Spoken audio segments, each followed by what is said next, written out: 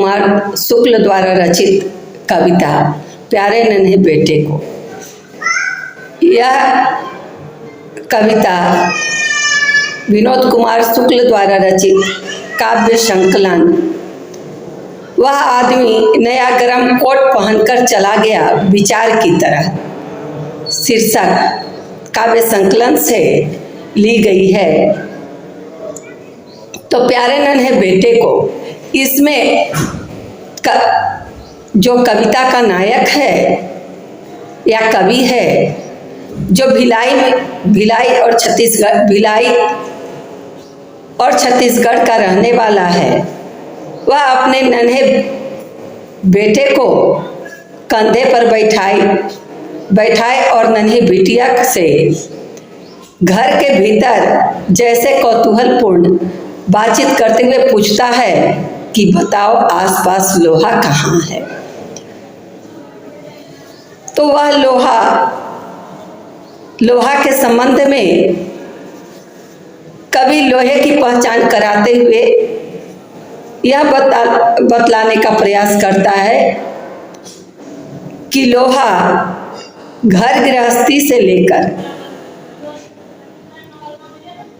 संपूर्ण विश्व में उद्योग धंधों में सर्वव्याप्त है।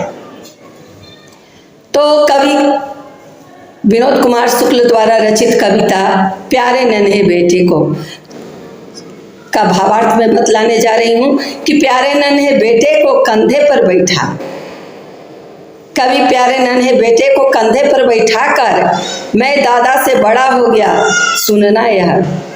और प्यारे नन्हे बेटे जब कंधा पर बैठता है तो वह कहता है कि मैं दादा से बड़ा हो गया, प्यारी नन्ही प्यारी बिटिया से पूछता है, पूछूंगा बतलाओ आसपास कहाँ कहाँ लोहा है। और कवि प्यारी नन्ही बिटिया से पूछता है, कौतूहल बस पूछता है कि बताओ लोहा कहाँ कहाँ है। इस तरह वह अपनी नन्ही बिटिया को और बेटे को लोहा का ज्ञान कराते हुए कहता है कि लोहा कहाँ कहाँ है। तो नन्ही सी बिटिया कहती है चिमटा, करकुल, सिकड़ी, समसी, दरवाजे की सांकल, कब्जे, खीला, दरवाजे में धंसा हुआ। वह बोलेगी झटपट और वह बिटिया बोलती है क्या की पहचान करती है, लोहे की पहचान। तो घर गृहस्थी में लोहा कहाँ कहाँ दिखाई देता है, तो चिमटा है, करकुल है, सिकड़ी है, समसी है, दरवाजे की सांकल है, कब्जे, खीला, दरवाजे में धंसा हुआ। वह बोलेगी तो बिटिया बोलती है झटपट कि यहाँ रुककर वह फिर याद करेगी। और फिर थोड़ी देर बाद वह रुककर याद करते हुए कहती है एक तार लोहे का लंबा, लकड़ी के 2 खंबे पर तना बंधा हुआ बाहर सूख रहा, जिस पर भैया की गीली चड्डी। और उसके बाद फिर बिटिया याद करती है और कहती है कि लकड़ी के 2 खंभों के बीच में बंधा हुआ जो लोहे का तार है, वह भी लोहा है जिस पर भैया की गीली चड्डी सूख रही है। उसके बाद फिर बिटिया याद करते हुए कहती है फिर एक सेफ्टी पिन, साइकिल पूरी। आसपास वह ध्यान करेगी, सोचेगी तो वह फिर क्या कहती है, सेफ्टी पिन और पूरी साइकिल लोहे की है। उसके बाद फिर वह ध्यान करती है और सोचती है कि लोहा कहाँ कहाँ है। बिटिया जो दुबली पतली पर हरकत में तेजी की, बिटिया जो दुबली पतली पर हरकत में तेजी की, कितनी जल्दी जान जाए वह आसपास कहाँ कहाँ लोहा है। बिटिया कैसी है, तो दुबली पतली है पर हरकत में तेज है और वह बताती है कि जल्दी जल्दी लोहा कहाँ कहाँ है, मैं याद दिलाऊंगा। फिर कवि याद दिलाता है कि लोहा कहाँ कहाँ है, या मैं याद दिलाऊंगा, जैसे सिखलाऊंगा बिटिया को। और कवि बिटिया को सिखलाते हुए कहता है फावड़ा, कुदाली, टंगिया, बसूला, खुरपी पास पड़ी बैलगाड़ी के चक्के का पट्टा, बैलों के गले में कांसे की घंटी के अंदर लोहे की गोली, ये सब लोहा है। पत्नी याद दिलाएगी। अब पत्नी क्या याद दिलाती है? पत्नी याद दिलाएगी, जैसे समझाएगी बिटिया को, और पत्नी याद दिलाते हुए बिटिया को समझाते हुए कहती है, बाल्टी सामने कुएं में लगी लोहे की घिरी, छत्ते की कंडी, डंडी और घमेला, हंसिया, चाकू और भिलाई, बलाडीला, जहाँ लोहे की खान है वह याद दिलाती है कि लोहा उसके बाद कहाँ कहाँ है, तो भिलाई है, बलाडीला है, जगह जगह लोहे के टीले। इसी तरह घर भर मिलकर धीरे धीरे सोच सोच कर एक साथ ढूंढेंगे, उसके बाद घर भर के सब लोग मिल कर एक साथ ढूंढेंगे कहाँ कहाँ लोहा है, इस घटना से उस घटना तक, कि हर वो आदमी जो मेहनत कश लोहा है।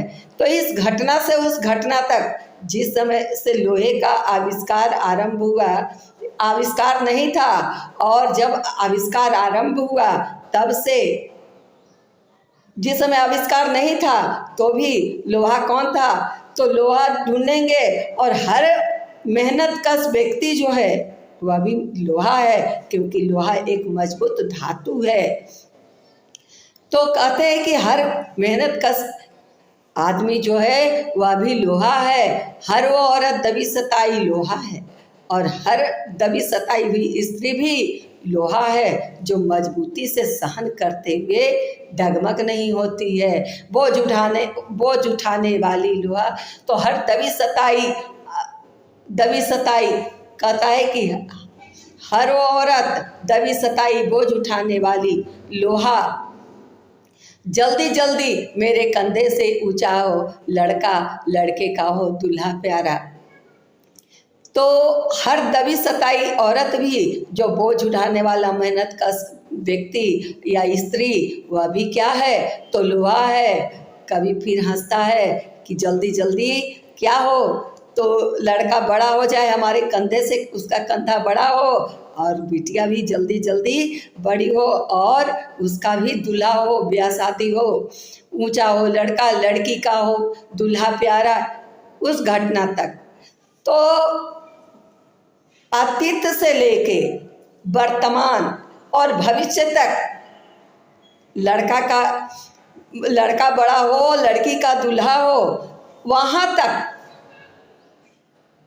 हर तरफ भविष्य तक लोहा ही सर्वव्याप्त है, और लोहा का मजबूती उसी तरह विद्यमान रहता है और रहेगा। उस घटना तक हर वो आदमी जो मेहनत कश लोहा है। फिर कभी कहता है कि हर वह व्यक्ति जो मेहनत कश है वह लोहा है, हर वो औरत दबी सताई बोझ उठाने वाली लोहा। तो हर व्यक्ति जो बोझ उठाने वाला है, और हर स्त्री जो दबी सताई है, वह भी लोहा है। इस तरह कवि ने लोहे की पहचान बतलाया है कि लोहा कहाँ कहाँ है, और लोहे का परिचय बतलाता है। यह सिर्फ लोहा धातु के ही रूप में नहीं, तो एक मजबूत धातु तो है ही, उसी प्रकार हर व्यक्ति वह लोहा है, मजबूत।